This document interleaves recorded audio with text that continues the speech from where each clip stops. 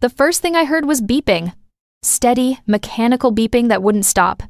Then voices, soft and distant like they were underwater. My eyes wouldn't open at first. They felt glued shut, heavy like someone had placed weights on my eyelids. "She's waking up," a woman's voice said. "Ava, can you hear me?" I tried to speak, but my throat burned. Something was in my mouth. No, it had been in my mouth. I could feel the rawness where a tube must have been. My whole body felt wrong, disconnected, like I was wearing someone else's skin. "Don't try to talk yet," the nurse said, her face finally coming into focus. She had kind eyes and blonde hair pulled back tight. "You've been through a lot. Just squeeze my hand if you can hear me." I squeezed, barely. My hand felt like it weighed 100 pounds. "Good. That's really good, Ava. Welcome back." "Welcome back? Back from where?"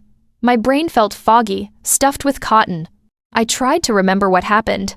There were flashes, rain on a windshield, headlights coming at me from the wrong side, the sound of metal crunching. Then, nothing. "You were in an accident?" the nurse said, like she could read my confused expression. "A bad one. You've been in a medically induced coma for 7 weeks." 7 weeks. The words didn't make sense. 7 weeks of my life. Just gone. My name is Ava Chen, and according to the doctors, I'm a medical miracle. The semi-truck that hit my car should have killed me instantly. Instead, I got a shattered pelvis, 3 broken ribs, a punctured lung, and severe head trauma that put me in a coma. I'm 32 years old. No husband, no kids, no boyfriend. Just me and the life I built from absolutely nothing. My parents divorced when I was 12. Mom got custody of me and my younger sister Chloe. Dad moved to Arizona and sent birthday cards twice a year if we were lucky. Mom worked 2 jobs, but money was always tight. Really tight. I started working at 15, bagging groceries after school. While Chloe got to do cheerleading and drama club, I was saving every dollar for college.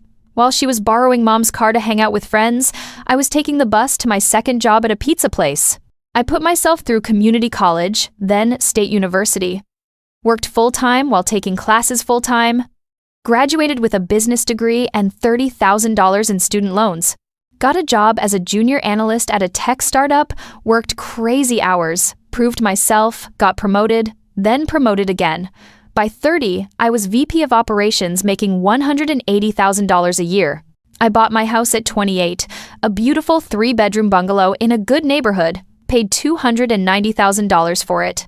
It was my pride and joy. Everything inside was exactly how I wanted it. Every piece of furniture I saved for, every paint color I chose carefully. That house represented every sacrifice I'd ever made. Every missed party in college. Every weekend I worked instead of having fun. It was mine. Or at least it was. The next few days were a blur of doctors, physical therapists, and tests. So many tests. My body was weak. My muscles had atrophied from lying still for so long. I couldn't even walk to the bathroom by myself at first. I had to use a walker like I was 80 years old. "Your mom's been here almost every day," one of the nurses told me while checking my vitals. "She's been handling your affairs, making sure everything was taken care of while you recovered." That should have made me feel good. Should have made me feel grateful. But something about it felt off. Mom and I weren't close. We talked maybe once a month, usually when she needed something, money mostly, or when she wanted to complain about Chloe's latest drama. "Where is she now?" I asked. "She said she'd be back tomorrow. She's been staying at your place, I think." Easier than driving back and forth from her apartment. My place? My house. An uncomfortable feeling settled in my stomach. "Can I have my phone?" I asked. The nurse brought me a phone, but it wasn't mine. Wrong case, wrong color. "Your mom brought this for you. She said your old one was destroyed in the accident." I turned it on, new number, none of my contacts. None of my apps. It was like starting from scratch. "I need to make some calls," I said. "Can you get me the number for my real estate agent?" "Her name is Patricia Morales." The nurse looked confused, but said she'd see what she could do. 20 minutes later, she came back with a number written on a piece of paper. I dialed with shaking fingers. Patricia answered on the 3rd ring. "Patricia, it's Ava Chen." "Ava! Oh my God! I heard about your accident. How are you? I'm awake, finally. Listen, I need to ask you something. Has anyone contacted you about my house? There was a pause. A long pause that made my heart start racing. Ava, the house sold 3 weeks ago.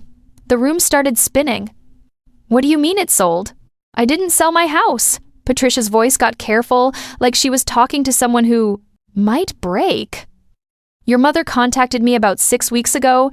She said you'd decided to sell because of medical expenses. She had power of attorney documentation. Everything looked legitimate. I never gave her power of attorney. Ava, she had the papers, notarized and everything. I saw them myself. I'm so sorry, I thought you knew. I thought you were too sick to handle the calls yourself, so your mom was helping. My hands were shaking so bad I almost dropped the phone. Who bought it? A couple named the Martins. Cash sale, quick close. Your mom said you needed the money fast for medical bills. How much? $410,000. I know it was under market value, but your mom insisted you needed to close quickly. $410,000.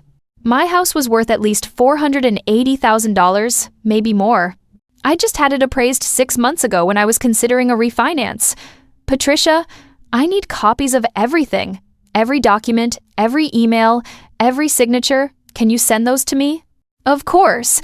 Ava, if something's wrong, just send them, please. I hung up and stared at the white hospital wall. My mother had sold my house. While I was unconscious. While I was fighting for my life in a hospital bed, she'd sold the home I'd worked 10 years to buy. And she'd done it for Chloe. I knew it without even having to ask. It was always for Chloe. Chloe is 3 years younger than me. Growing up, she was the fun one, the pretty one, the one who could make mom laugh. I was the serious one, the responsible one, the one who never needed anything. At least, that's what mom always said. Ava can handle herself. She doesn't need help like Chloe does. Chloe dropped out of college after 1 semester. Too hard, she said. She wanted to be a social media influencer instead. She moved back home and lived with mom rent-free for 2 years, posting selfies and going to brunch while mom paid all her bills. When I was 25 and bought my first car, a used Honda, mom didn't even congratulate me. But when Chloe turned 22, mom co-signed a lease for a brand new BMW. When Chloe couldn't make the payments, guess who mom called? Ava, honey, I know you're doing well. Could you help your sister out just this once? I said no. I held firm. Chloe's car got repossessed. Mom didn't talk to me for 3 months. But Chloe didn't learn. She opened 3 credit cards and maxed them all out. She took out a personal loan to start a jewelry business that went nowhere. She borrowed money from friends and never paid it back. By the time she was 27, she was drowning in debt. Mom would call me crying. Your sister needs help. She's family. You have to help her. I helped once. I gave her $5,000 to pay off 1 credit card. She promised to get her life together. 2 months later, she'd run that same card right back up to the limit and opened 2 more. After that, I cut her off. Told mom I wasn't giving Chloe another cent. That I'd worked too hard for my money to watch her throw it away. Mom called me selfish. Said I'd forgotten where I came from. Said family was supposed to help each other. I hadn't spoken to either of them in 4 months when I had my accident. And now my house was gone. Mom showed up the next morning with coffee and a smile. She looked tired, older than I remembered. Her hair had more gray in it. She was wearing one of my sweaters. I recognized it immediately, a soft blue cashmere I'd bought myself for Christmas last year. Sweetheart, you're sitting up. The nurses said you're doing so much better. She set the coffee down and came over to hug me. I didn't hug back. Mom, we need to talk about the house. Her smile didn't even flicker. Oh, Patricia called you. Good.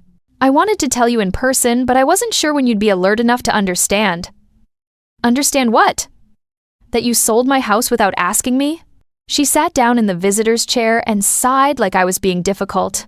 Ava, you were in a coma. Someone had to make decisions. The medical bills were piling up, and your insurance has limits.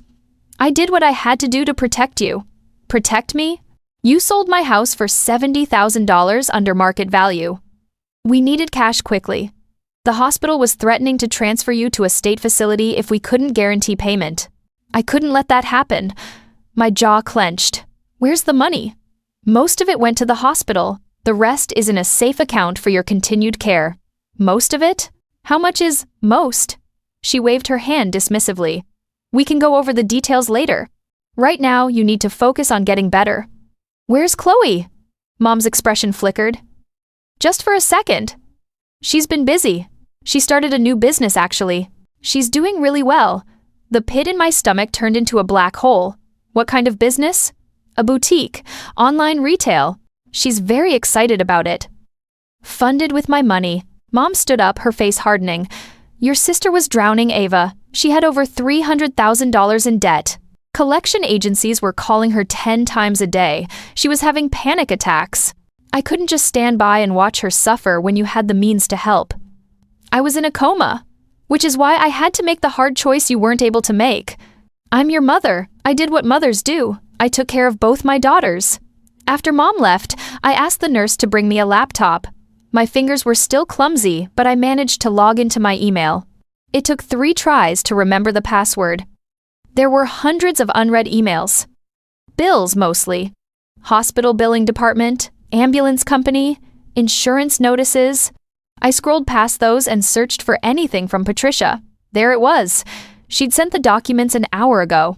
I downloaded everything and started reading. The purchase agreement, the title transfer, and there, attached as supporting documentation, was the power of attorney form. I zoomed in on the signature. It was supposed to be my name. Ava Chen, signed in blue ink, but it wasn't my signature. Not even close. My signature has a very specific way I write the A in Ava. I loop it twice, a habit I picked up in college. This signature had 1 loop. The C in Chen was wrong too. I always connected to the H. This one was separated. Someone had forged my signature, and I knew exactly who. I opened a new tab and searched for Power of Attorney Forgery Criminal Penalties. The results made my heart race. Forgery was a felony. Depending on the amount involved, it could mean serious prison time. And selling someone's house without their permission, using forged documents, that was fraud on a massive scale. I should have called a lawyer right then. Should have called the police. But I didn't, because I wanted to know exactly how deep this went first. I wanted every receipt, every transaction, every lie documented before I made my move. Let them think I was still weak. Let them think I believed Mom's story about medical bills. I was going to let them get comfortable. And then I was going to destroy them. 2 days later, Chloe finally showed up. She walked in carrying a venti iced coffee and wearing a designer handbag I'd never seen before. Probably cost $2,000 at least. Hey sis, she said, not quite meeting my eyes. You look good. Better than I expected. I watched her carefully. She was nervous. Her fingers kept fidgeting with her phone. She sat down in the chair farthest from my bed. Mom said you were upset about the house, she said. Upset is an interesting word for it. Look, I know it's your house and everything, but you have to understand. I was in a really bad place. Like, really bad. I couldn't sleep. I couldn't eat. The debt collectors were harassing me constantly. So Mom sold my house. She sold it to save me. Chloe's voice got defensive. You would have done the same thing if you'd been awake. Would I? Yeah, you would. Because we're family. And family helps each other. I wanted to laugh. Family helps each other. The same sister who didn't visit me once in 7 weeks while I was dying was now lecturing me about family. How much of my money did you get, Chloe? She looked away. It's not like that. How much? Mom handled everything. I don't know the exact numbers. Guess. She stood up. I didn't come here to be interrogated. I came to see how you were doing. But clearly, you're more worried about money than your own sister's well-being. My well-being? Chloe, I was on life support. Where were you? She froze at the door. I couldn't handle seeing you like that. It was too hard. But taking my money wasn't too hard. She left without another word. But she left something behind. Her coffee cup, sitting on the little table beside my bed, with her fingerprints all over it. I called my friend Marcus, one of the few people who'd actually visited me in the hospital. I need a favor, I said. A big one. I was released from the hospital 2 weeks later. Not fully healed, but stable. Enough for outpatient care. The social worker asked where I'd be staying. My mother's place? I lied. Instead, Marcus picked me up and drove me to a hotel outside the city. I checked in under his name, paid cash for a week. No credit card trail, no way for Mom or Chloe to find me.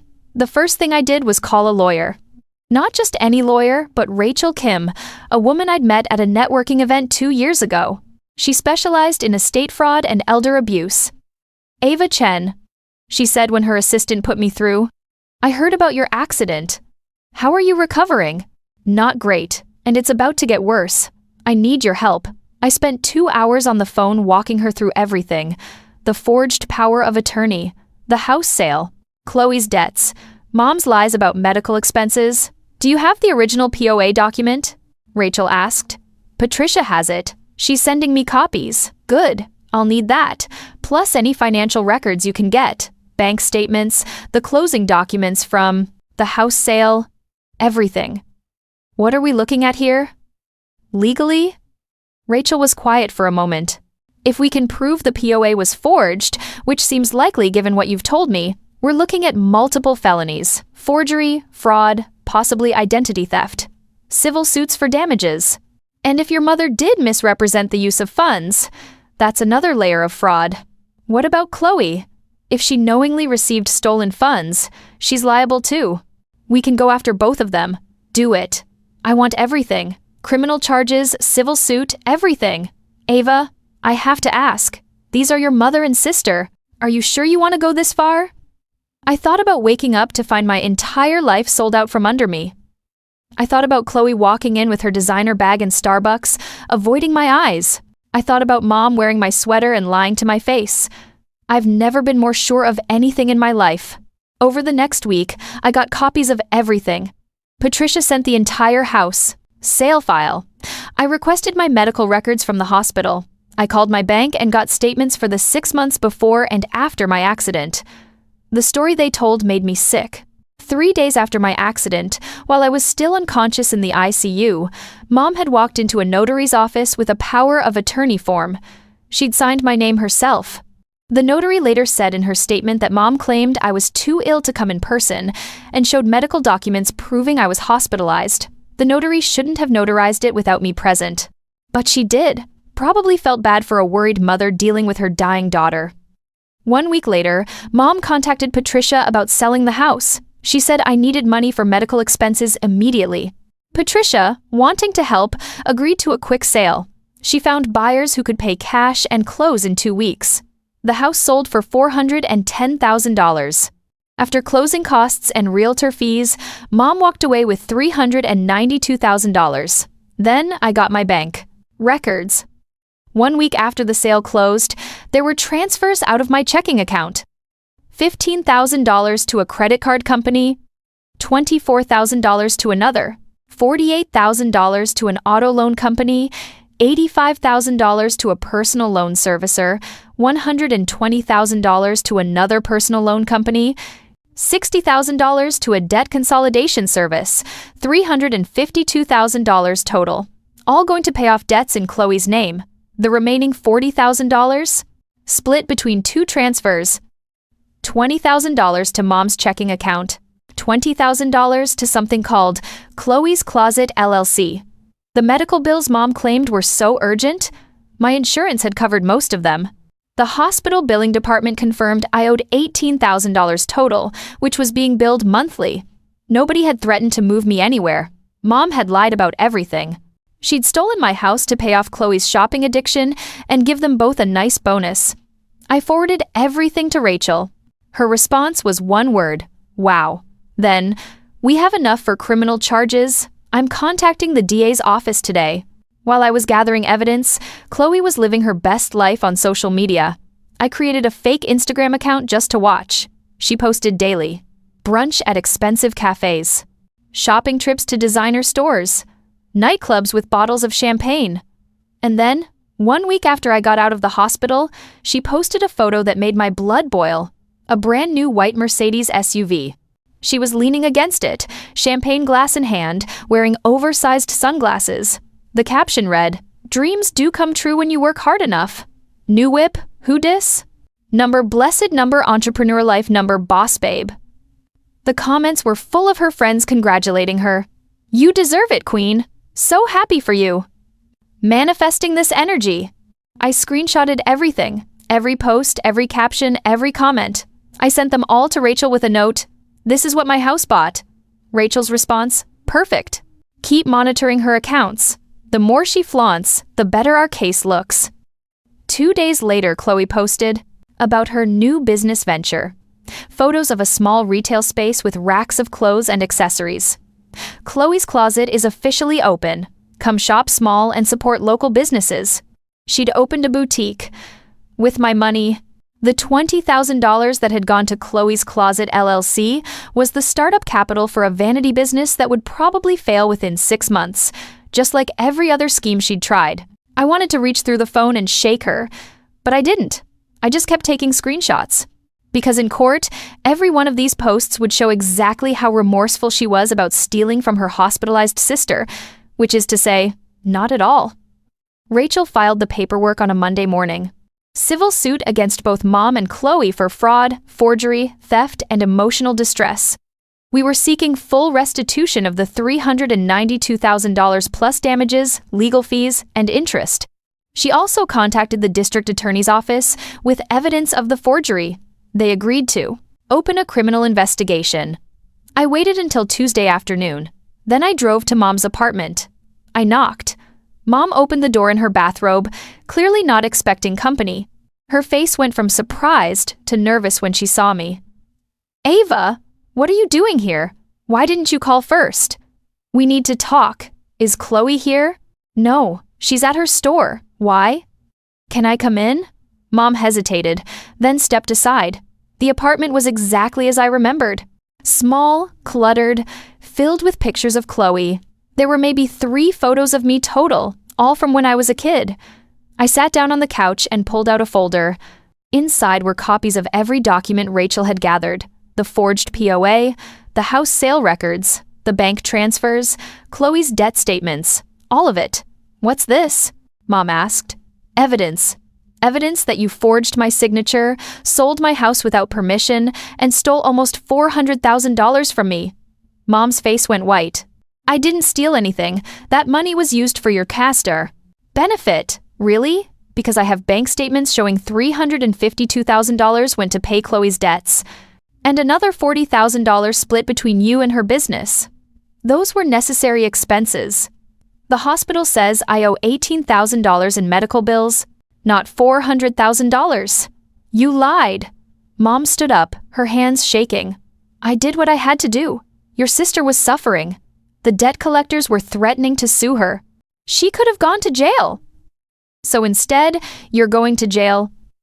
What are you talking about? I stood up and laid the documents on her coffee table.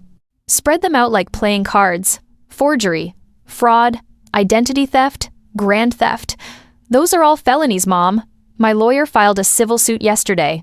The district attorney opened a criminal investigation this morning. Mom stared at the papers. Her mouth opened and closed, but no sound came out. You sold my house while I was dying. You stole everything I worked for to bail out Chloe again, and you didn't even have the decency to feel bad about it. Ava, please, I'm done. You chose Chloe over me my entire life. And now you're both going to face the consequences.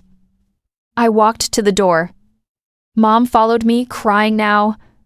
You can't do this. We're family. You can't send your own mother to prison.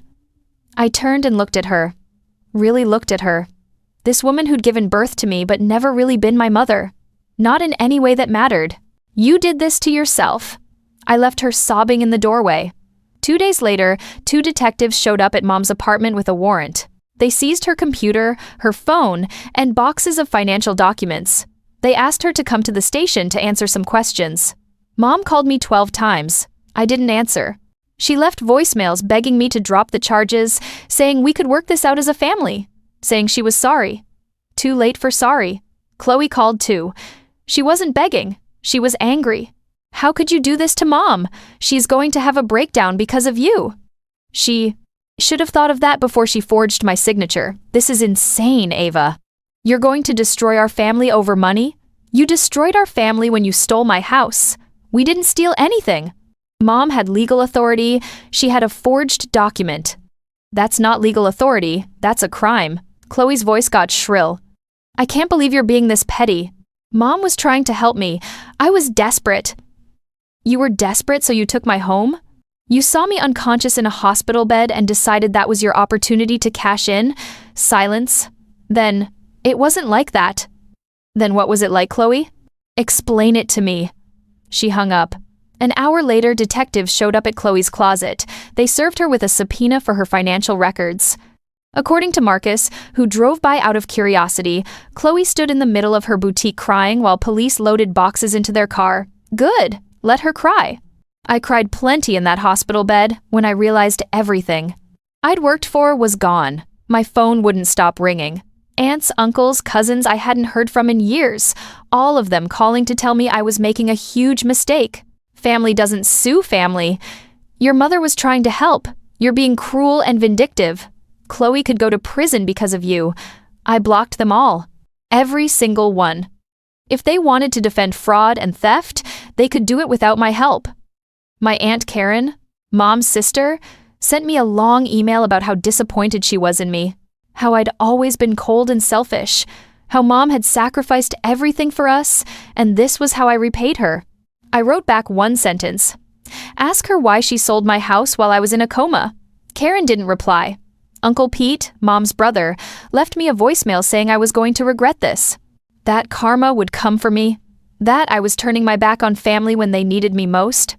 I saved the voicemail and sent it to Rachel. Possible witness intimidation? I asked. Maybe, she replied. I'll keep it on file. The blowback was intense, but I'd expected it. My family had always protected Chloe, had always made excuses for her. I was the bad guy for not enabling her anymore. Fine, I'd be the bad guy. At least I'd be the bad guy with a spine. 3 weeks after the investigation started, I got an alert on my phone. Someone had tagged me in a Facebook post. It was from Chloe, a long, rambling post about how she was being persecuted and targeted by people who didn't understand her struggles. How she was a victim of jealousy and cruelty. How she was being forced to close her business because of false accusations. She didn't mention me by name, but everyone knew who she was talking about. The comments were mixed. Some people supported her. Others asked pointed questions about where she'd gotten the money to start a business when she'd been drowning in debt just months ago. One comment stood out. Didn't you just buy a Mercedes? How can you afford that if you're struggling? Chloe deleted the post an hour later, but the damage was done. The state had already started investigating Chloe's Closet LLC. Turns out, you can't start a business with money obtained through fraud. The State Business Licensing Board flagged her application. 2 weeks later, Chloe's Closet closed permanently. The boutique space sat empty with a "for lease" sign in the window.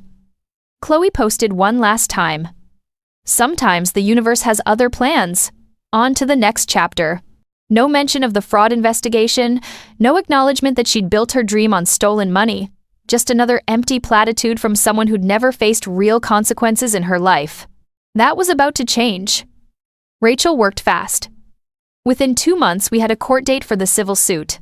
We were suing for $392,000 in restitution, plus $50,000 in emotional damages, plus all legal fees. Mom and Chloe hired a lawyer, some guy named Donald Green, who specialized in family law. He was completely out of his depth. At the first hearing, he tried to argue that the power of attorney was legitimate, that Mom had been acting in my best interest, that the house sale was necessary for my medical care. Rachel dismantled every argument in under 10 minutes. She presented the hospital bills showing I owed less than $20,000. She presented the forged signature analysis from a handwriting expert. She presented bank records showing exactly where the money went. She presented Chloe's Instagram posts showing her lavish spending. The judge looked at Donald Green. "Counselor, do you have any evidence that these funds were used for the plaintiff's medical care?" "Your Honor," the defendant believed. I didn't ask what she believed.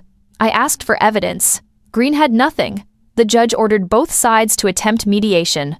Mediation was a joke. Mom and Chloe sat on one side of the table with their lawyer, looking defeated. Rachel and I sat on the other side. My clients are willing and then to offer a repayment plan, Green said. They can pay back the full amount over 10 years? No, I said. Ava, please be reasonable, Mom said. Her eyes were red from crying. We don't have $400,000. We can't just pull that out of thin air. You pulled it out of my house. The house is sold. The money's spent. We can't undo that. Actually, Rachel said, there are several ways to recover these funds. We can put liens on any property you own, garnish wages, seize assets, including the Mercedes that Chloe purchased with stolen funds. That's my car, Chloe burst out. You can't take my car. It was purchased with fraudulently obtained money, Rachel said calmly. It's an asset subject to seizure. Chloe looked at Mom in panic. Mom looked at their lawyer. Green looked at his notes like they might hold some answer. My clients need time to consider their options, he said. They have 1 week, Rachel replied. After that, we proceed to trial, and I promise you, this will look much worse in front of a jury. We left them sitting there, the weight of their choices finally sinking in. They didn't settle. Maybe they thought I'd back down. Maybe they thought they could win. Either way, we went to trial. The courtroom was smaller than I expected. Wood paneling, fluorescent lights, uncomfortable benches. Mom and Chloe sat at the defendant's table looking miserable. Chloe wore a conservative dress, nothing like her usual style. Mom had aged 10 years in the past few months. I almost felt bad for them. Almost. Then I remembered waking up to find my entire life gone. The feeling disappeared. Rachel presented our case systematically. She called the handwriting expert who confirmed the POA signature was forged. She called Patricia, my real estate agent, who testified that Mom had pressured her for a quick sale and below market price. She called the hospital billing manager, who confirmed my bills were minimal and no one had ever threatened to move me. Then she presented the bank records. Every transfer, every payment, all of it going to Chloe's debts and their personal accounts. Finally, she showed the Instagram posts. Chloe's face turned bright red as her own words appeared on the screen. Dreams come true when you work hard enough. The Mercedes, the boutique, all of it paid for with my stolen money. Donald Green tried to defend them. He called Mom to the stand. Mrs. Chen, can you explain your thought process when you decided to sell your daughter's house? Mom's voice shook. I was terrified. Ava was in a coma. The doctor said she might not wake up. I thought about what would happen if she died. How would we pay for her funeral? What would happen to all her things? I panicked. And the money that went to Chloe's debts? Chloe was my other daughter. She was suffering too, I thought. I thought I could help both of them. Did you intend to defraud Ava? No, never. I'm her mother. I love her. I just wanted to protect everyone. Rachel stood for cross-examination. She didn't raise her voice. Didn't need to. Mrs. Chen, you said you were worried about paying for Ava's funeral if she died. Is that correct? Yes, but Ava didn't die. She woke up. And when she woke up, you didn't tell her about the house sale immediately, did you? Mom hesitated. She wasn't strong enough to handle it. Or you were hoping she wouldn't find out at all? No, you wore her clothes. You told the hospital you were handling her affairs. You made it seem like everything was fine. Isn't that true? I was trying to protect her from stress. Rachel pulled out a document. This is the timeline of transfers from Ava's account. The first transfer to pay Chloe's debts happened 5 days after the house sale closed. 3 weeks before Ava woke up. You weren't waiting to tell her. You were spending the money as fast as possible. Mom's face crumpled. I had to help Chloe. She's my daughter too. So you chose to help one daughter by destroying the other? Green objected, but the damage was done. The jury had seen it. Mom hadn't made a panicked decision in a moment of crisis. She'd made a calculated choice to steal from one daughter to give to the other. Then Rachel called Chloe. Chloe took the stand wearing that conservative dress and barely any makeup. She looked young, vulnerable, exactly what she was going for. Green asked her easy questions first. How old she was, where she lived, how she'd accumulated so much debt. I made mistakes, Chloe said softly. I was young and stupid. I used credit cards for things I couldn't afford. I took out loans I couldn't pay back. I take full responsibility for that. Did you ask your mother to sell Ava's house? No, never. I didn't even know she was going to do it. When did you find out? After the sale closed? Mom called me and said she'd gotten some money to help with my debts. I asked where it came from and she said from Ava's house. How did you feel about that? Chloe's eyes filled with tears. Perfect timing. I felt terrible. I told Mom we should wait until Ava woke up, that we should ask her permission. But Mom said Ava was really sick and might not make it, and if she did wake up, she'd understand. She'd want to help family. I wanted to throw something. She was lying. She'd taken that money, knowing exactly where it came from, and she'd spent it without a second thought. Rachel stood up. Miss Chen, you said you felt terrible when you found out where the money came from. Is that correct? Yes. But you kept the money, didn't you? I had to. The debt collectors were, you kept the money and paid off your debts. Then you bought a Mercedes. For cash. Is that correct? Chloe looked at her lawyer. I needed a car for my business. A $65,000 Mercedes? It was an investment. Rachel pulled up the Instagram post. Chloe's face went pale. Is this you, Miss Chen? Yes. Can you read the caption for the court? Chloe's voice was barely a whisper. Dreams come true when you work hard enough. You worked hard, or your sister worked hard and you stole the rewards? Objection. Green stood up. Withdrawn, Rachel said. No further questions. The jury was watching Chloe with disgust now. The young, vulnerable act hadn't worked. They'd seen through it. The trial lasted 3 days. Both sides presented their closing arguments. Green tried to paint Mom and Chloe as victims of circumstance, good people who made a mistake. Rachel presented the facts: premeditated forgery, theft, and complete lack of remorse. The jury deliberated for 4 hours. When they came back, the 4 women stood and read the verdict. In the matter of Ava Chen versus Linda Chen and Chloe Chen, we find in favor of the plaintiff on all counts. My legs went weak. Rachel squeezed my hand. The 4 women continued. We award the plaintiff $392,000 in restitution, $75,000 in emotional damages, and full legal fees to be paid by the defendants. Chloe started crying. Mom just stared straight ahead, her face blank. The judge, a woman named Margaret Reyes, looked at Mom and Chloe. Her expression was stern.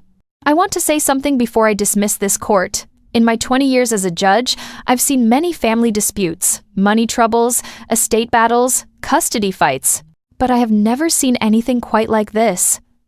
She looked directly at Mom. Mrs. Chen, you forged your daughter's signature while she was fighting for her life in a hospital bed. You sold her home, the home she worked a decade to buy, and you gave the money to your other daughter to pay off shopping debts. When Ava woke up, you lied to her face about where the money went. Mom's shoulders started shaking. Judge Reyes turned to Chloe. And you, Miss Chen, took that money knowing it was your sister's. You paid off your irresponsible debts, bought yourself a luxury car, and opened a business. You showed no remorse, no guilt. You posted on social media about your success like you'd earned it yourself.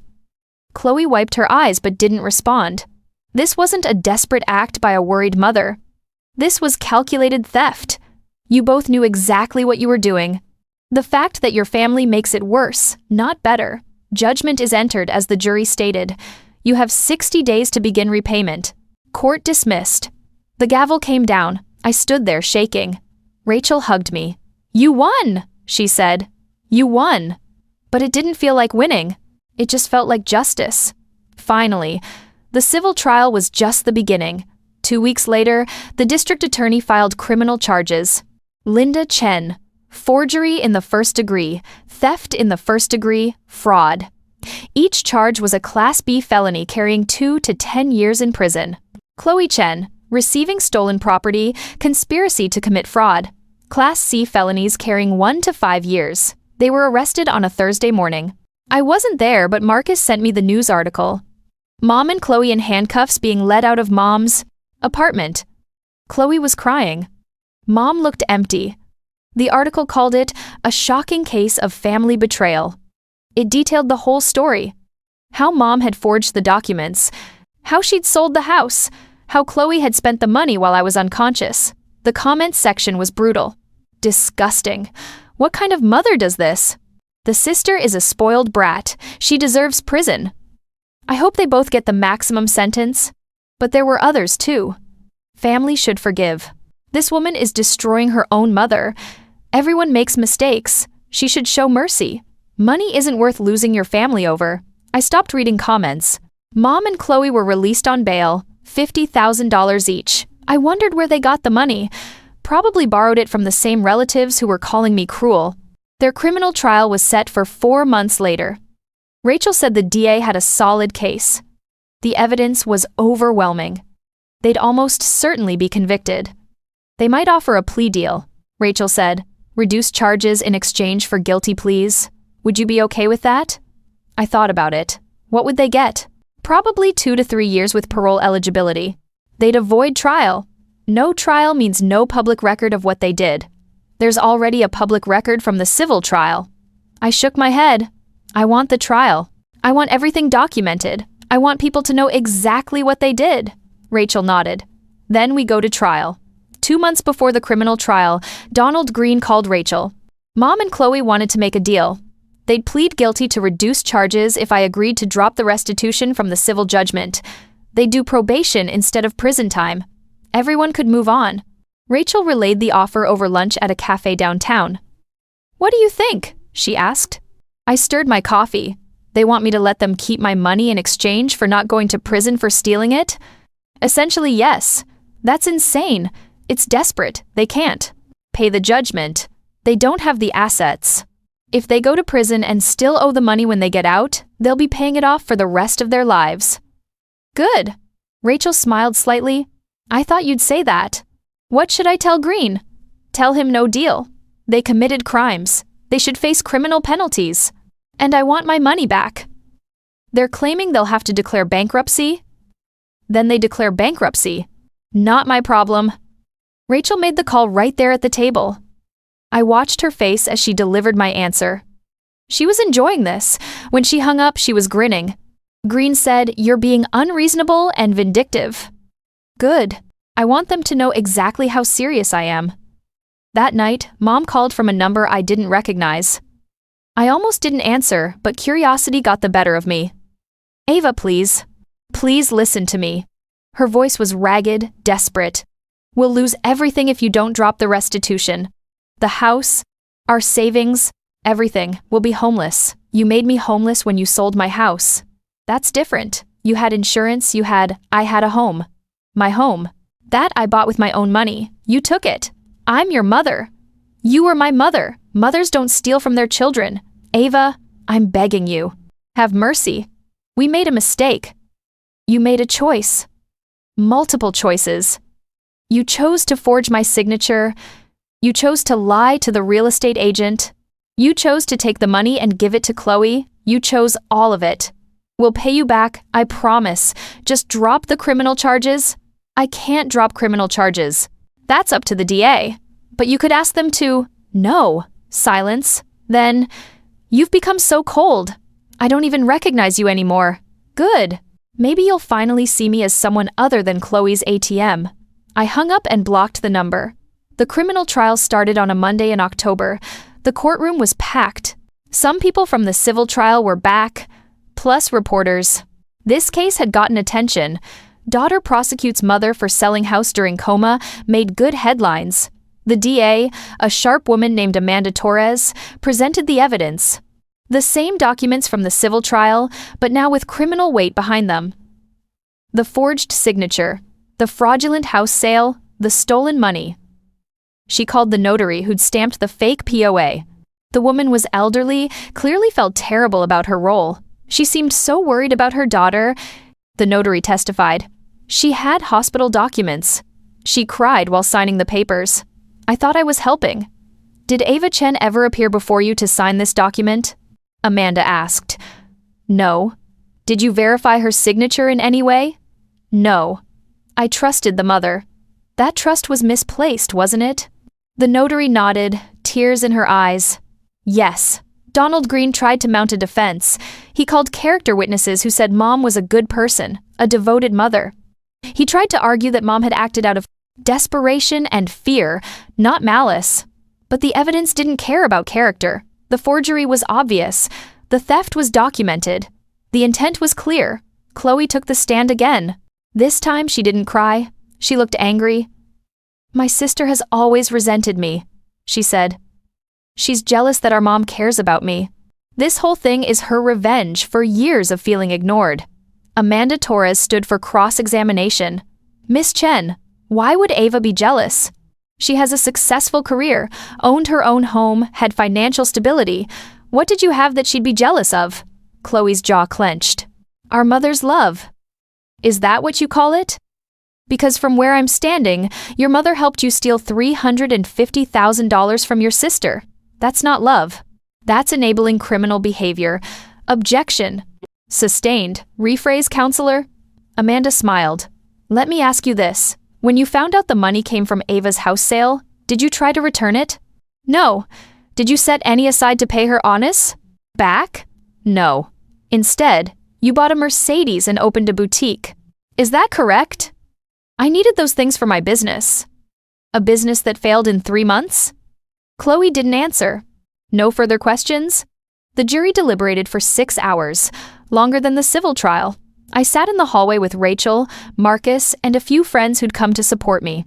"What if they don't convict?" I asked Rachel. "They will. The evidence is overwhelming." "But what if—" "They will." She was right. The jury came back with guilty verdicts on all counts. Mom, guilty of forgery, theft, and fraud. Chloe, guilty of receiving stolen property and conspiracy. Sentencing was set for 3 weeks later. The courtroom was quieter for sentencing. Fewer reporters. Just family, lawyers, and court staff.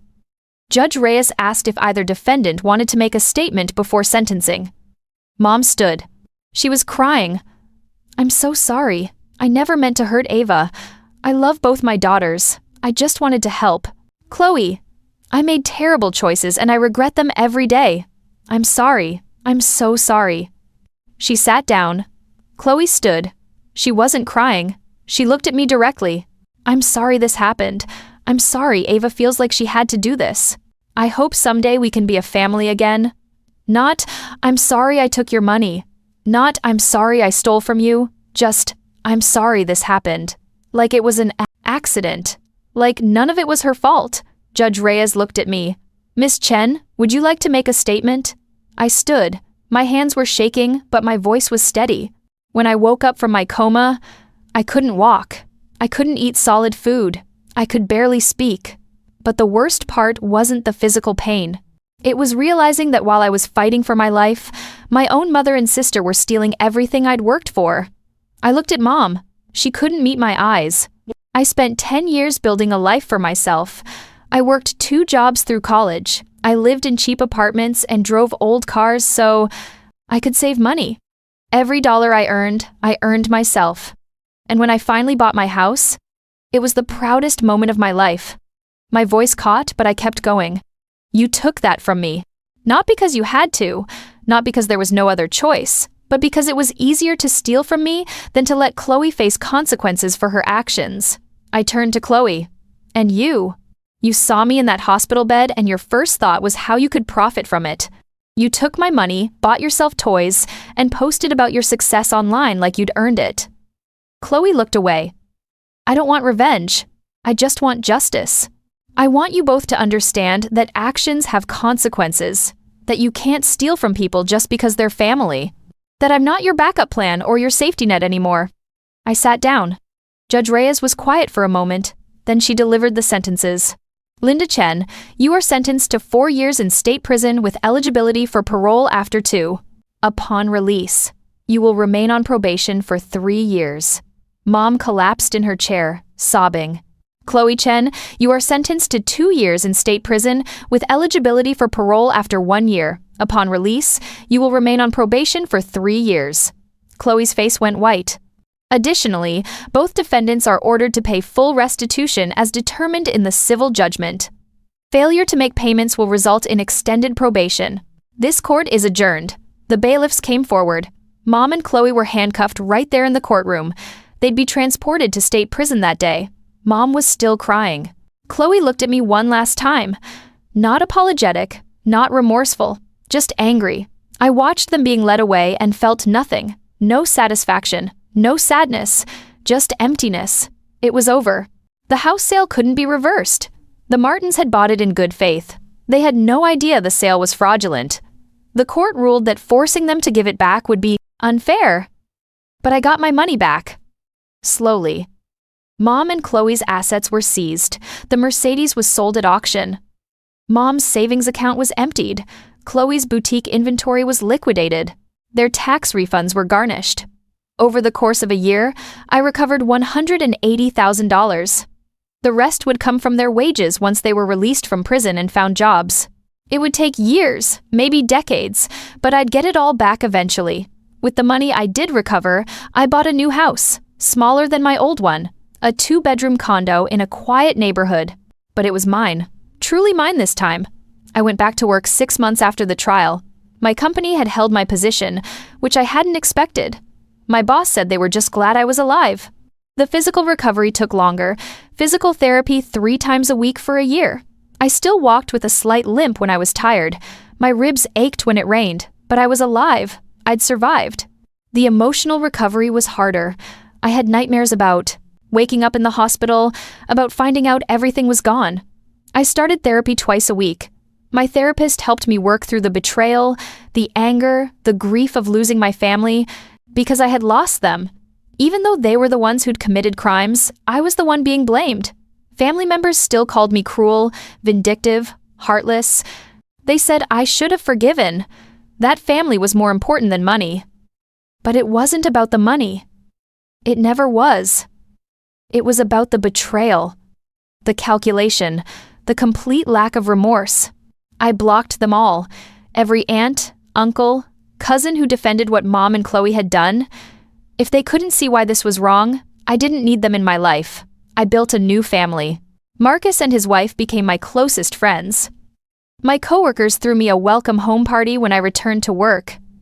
I joined a support group for people who'd survived trauma. I made new connections, real connections, with people who actually cared about me. A year after the sentencing, I got a letter. From Mom. From prison. I almost threw it away without reading it, but curiosity won. The letter was 6 pages long. She talked about prison, about therapy they made her attend, about finally understanding what she'd done. She apologized, said she'd been a terrible mother to me, that she'd favored Chloe and neglected me, and she was sorry. She asked if we could talk when she got out, if there was any chance of rebuilding our relationship. I read it 3 times. Then I put it in a drawer and didn't respond. Maybe someday I'd be ready to hear her apologies. Maybe someday I'd be ready to forgive. But not today. 2 years after my accident, I was standing in my new living room hanging pictures on the wall, photos of my friends, my coworkers, my new life, Marcus and his kids, my support group, me at my desk back at work. No photos of Mom or Chloe. Those were in a box in the closet. Maybe I'd look at them someday. Maybe not. My phone rang. Unknown. Number. I almost didn't answer, but something made me pick up. Ava Chen? Yes? This is Sarah Martinez from the State Parole Board. I'm calling to inform you that Chloe Chen is up for parole next month. As the victim in her case, you have the right to submit a statement or attend the hearing. Would you like to do that? I thought about it. Thought about seeing Chloe again, hearing her ask for early release, having to relive everything one more time. No, I said. I have nothing to say to her. Understood. We'll note that in the file. Thank you. After I hung up, I went back to hanging pictures. My new life, documented in frames on my wall. I'd thought a lot about what I'd say if I ever saw Mom or Chloe again. Practiced speeches in the shower, imagined confrontations where I'd tell them exactly how much they'd hurt me, but the truth was simpler than any speech. They'd made their choice. They chose Chloe's debts over my life. They chose easy money over honesty. They chose to steal, rather than face consequences. And I'd made my choice too. I chose to protect myself, to demand justice, to refuse to be a victim. They'd thought I was weak, thought I'd be easy to manipulate, thought I wouldn't fight back because I never had before. They were wrong. I finished hanging the last picture and stepped back. My living room looked perfect. Not as big as my old house, not as expensive, but mine. Earned through my own work, protected by my own strength. My phone buzzed. A text from Marcus. Dinner Friday? Kids want to see you. I smiled and typed back. Absolutely. This was my life now, built from scratch. Again. But stronger this time. Because I'd learned something important in that hospital bed, in those courtrooms, through all of this. Family isn't about blood. It's about who shows up, who fights for you, who sees you as valuable. Mom and Chloe had shown me who they really were, and I'd shown them who I'd become. Someone who wouldn't be stolen from, someone who wouldn't be manipulated, someone who knew her worth. I looked at my reflection in the window. 33 years old. Alive. Free. Strong. They'd bet against me waking up. They'd bet I'd be too weak to fight back. They'd bet I'd choose family over justice. They lost every bet. And I got my life back. The one I built, the one I deserved. That was the real ending to this story. Not revenge, not bitterness. Just me, standing in my own home, living my own life on my own terms. Finally, if you're watching this story, drop a comment and let me know where you're listening from. Hit that like button if you believe justice matters, even when it's family. And subscribe because I've got more stories like this one. Stories about people who fought back when they had every reason to give up. Thanks for staying with me until the end. You're stronger than you think.